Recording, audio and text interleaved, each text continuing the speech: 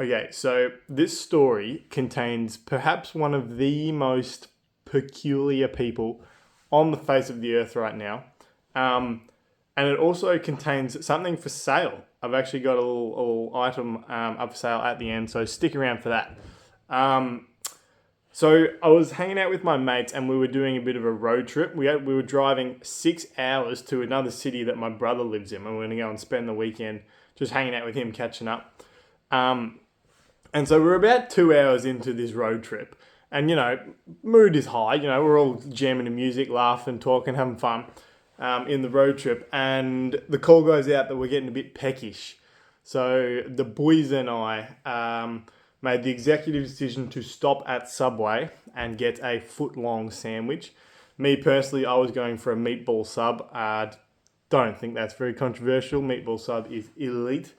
So we stopped at Subway. We pulled into this servo about 2 hours into our drive. And sort of when we walked into the Subway and when we got there was this guy already ordering. And he was just the weirdest looking dude. Like, he was tall and like skinny, but he had dreads that were in a ponytail. But it was what he was wearing. He was wearing like this massive like fur coat. Like, it must have been of a grizzly bear. It was so big. I don't know if you've ever seen the Macklemore thrift shop music video, but it's kind of like the coat that Macklemore was wearing in that. It's similar to what he had. And this guy, he had a bit of a pungency sort of hanging around him. He didn't smell all that crash hot. And he was wearing like Birkensteins. And I had actually noticed as we were walking into Subway, there was this old like Volkswagen Combi van.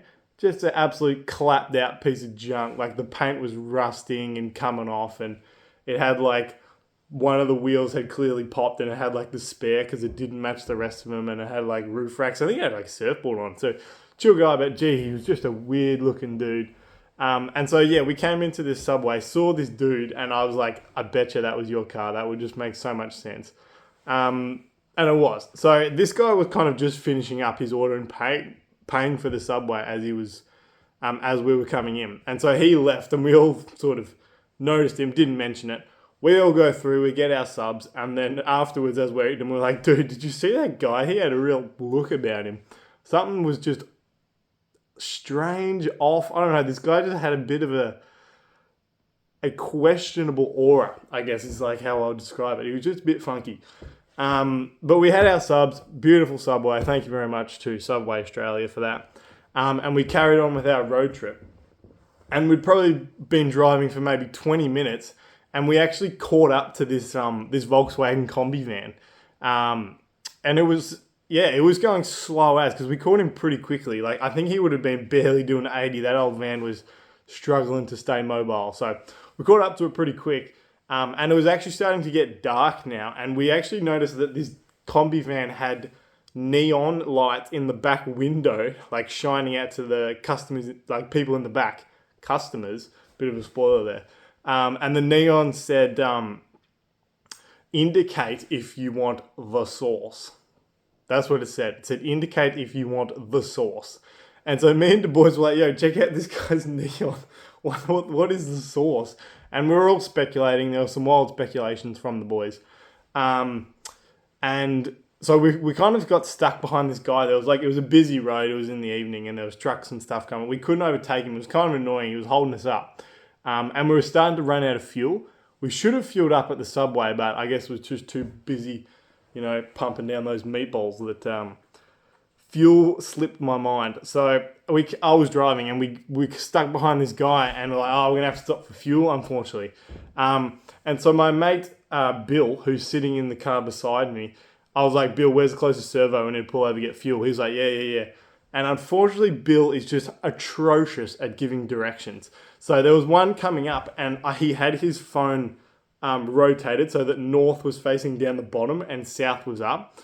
So Bill, the absolute dill, came in and he was like, yeah, there's one on the right just up here. So I was like, oh, yep, sweet. Started indicating right. And then he's like, no, actually, sorry, it's on the left. And he realized and made the correction. And so I was like, oh, all right, change the indicator back to left.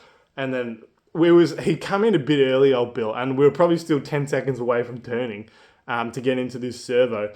And so, we indicated for 10 seconds and this combi van guy obviously thought we wanted the sauce. So just a horrendous miscommunication that I solely blame Bill for that. Thank you, Bill. But we went in, we moved on, and we got into the servo. And as I was filling up this combi van, he'd kind of like parked to the side, and we were all sort of like sitting there, I was filling up, but kind of keeping a little bit of eye on this combi van guy with the dreads. And he had parked like kind of over to the side of the servo, and then he'd actually gone around the back and he'd whipped out like this trestle table and like a pretty big size suitcase. And so I was filling up, I was like, oh, geez, I hope this fills up quick because this dude seems to be coming over. And he's like hobbles over, he stumbles over and he's got suitcase and then he's like dragging this trestle table in the other hand, hobbles over to me. And I'm just standing there filling up my car, watching all this happening. And then he sets up the trestle table a couple meters away from me and says, hey, how's it going, mate? And I was like, oh, yeah, good, how you doing? And he said, look, I saw you indicated for the sauce. And before I could tell him that it was purely an accident, he'd got this trestle table out and he'd opened his suitcase and it like folded out multiple layers of this suitcase. And there was all these like jars in the suitcase full of the sauce. And these jars, like they were all just like, you could tell they're just old jam jars, Vegemite jars and stuff that he just emptied out and then reused. And he had like masking tape on them. And then he'd written in permanent marker on the tape, the sauce, in capital letters. The most homemade job I've ever seen. And he's like, mate, could I interest you? I saw you wanted one. And I was like, I'd finished fueling up and I was like, well, I'll have a look, be polite, go and at least have a look. Obviously, plan was, no way I'm taking that. And he actually said, like, hey, do you want to have a sample of the sauce? I was like, well, I don't even know what it is. And I asked him what he used it for, and he said, you can put this sauce on anything at all or in any drink, and it will make it taste phenomenal. I don't know what, and I asked him, like, oh, what's in it? And he's like, oh, just bit of this, bit of that, secret recipe. Can't really say. And I was like, well, why would I take this? Who knows what you put in there? And he's like, yeah, nah, look, just trust me, mate. It tastes so good. You could put it in a milkshake and it'll make that milkshake be the best thing you've ever eaten. You could also put it on your like roast lamb for dinner and it'll make that lamb the best lamb you've ever eaten. This was this guy's sales pitch. And I was like, there's no way. But I picked up one of the jars and he's like, hey, you got to pay for that. You touched it, you pay for it. And I was like, well, it's a jar, it's sealed. And I'm just looking at it. He's like, mate, you touched it, you got to pay for it. And he's actually kind of getting a little bit fired up. And I was like, hey, you better pay for that. I was like, whoa. Didn't want any problems with this guy. He didn't look like the kind of guy you wanted to get on the wrong side of. So I was like, well, how much? And it's like $5 a pop. And I was like, fine then. I'll just concede my $5 for this jar of sauce. And so took it back to the boys, and this guy got in he waddled back over with his trestle table and suitcase, folded it all up, hopped it back in this combi can and buzzed off down the road. And I went back to the boys in the car. I was like, dudes, we've got some sauce. And upon closer inspection, it was like a greeny brown color. But it had like these little red things floating inside, kind of like chunky red bits, but you couldn't really tell what they were.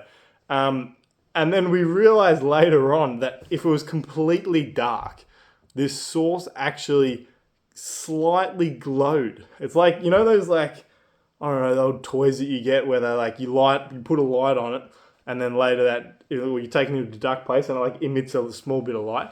This sauce was actually doing that. It was literally glowing.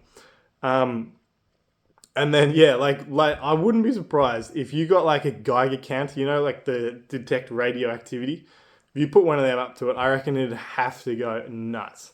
But yeah, so we've got this sauce and all the boys were like, come on, someone's got to eat it. And literally no one was game to actually put it on anything and put it down because we genuinely thought we might die if we ate it. So I've still got this sauce. It's literally, I have it with me, but I don't like to store it in the house. I don't like to have it in any other of my food. I don't like to have it near me in case it's radioactive. So I store it out in the shed. And yeah, it's just sitting there. So this is the part where it's like, well, if anyone wants it,